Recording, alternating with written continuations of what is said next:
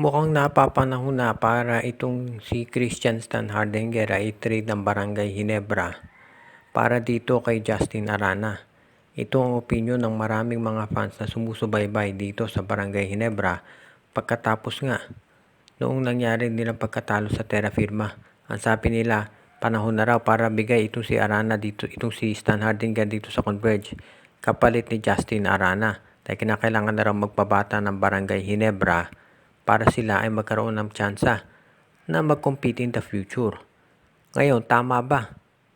Well, unang-una kung titignan natin, balanse ba yung trade na Christian Stan Hardinger for Justin Arana? Sa tingin ko, balanse yan. Siyempre, sasabihin ng iba, matanda na itong si Stan Hardinger, pero sa tingin ko, nasa kondisyon naman yan at makapaglalaro pa yan ng matagal na panahon.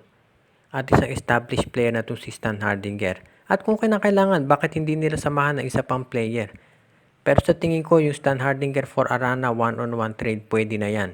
Total, ito namang Converge, makukuha si Justin Baltasar at kung meron kang Stan Hardinger at Baltasar doon sa team mo, hindi, sa tingin ko, hindi magre-reklamo si Coach Altin Ayo.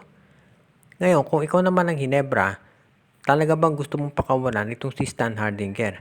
Totoo, nagkaroon sila siguro ng hindi pagkakaunawaan ni Coach Tim Cone kaya siya nabangko. Pero sapat ba yan dahilan para i-trade mo si Stan Hardinger? Alam natin na ito si Stan Hardinger ang ginagamit nitong si Coach Tim Cone pang-gwardiya kay Junmar Fajardo. Siyempre, hindi mo 100% mapipigilan si Junmar. Alam natin lahat yan. Pero at least kaya niya magdepensa.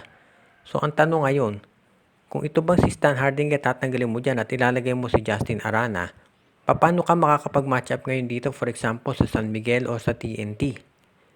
Kasi kailangan din siyempre tignan ng Barangay Ginebra to.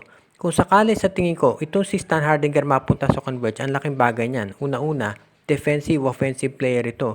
At magiging isa sa pinakamalakas na twin tower sa PBA, itong si Arana at itong si Stan Hardinger kung sakasakali. Kaya sa tingin ko, magiging masaya Converge dito. Pero kung ikaw naman Converge, pag-isipan mo mabuti. Ito si Justin Arana, ang daming mga teams ang gustong kumuha dyan. Handa ka bang ipamigay yan?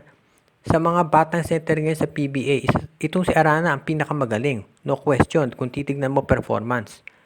So sa tingin ko, kahit marami nagsasabi na napapanahon na itong trade na to at sa tingin ko naman balance, hindi ito mangyayari dahil sa tingin ko Ginebra hindi pa kakawalan si Stan Hardinger dahil siya nga ang top local defensive player natin para kay Junmar Fajardo at nakita natin kaya niya umiscore kung kinakailangan.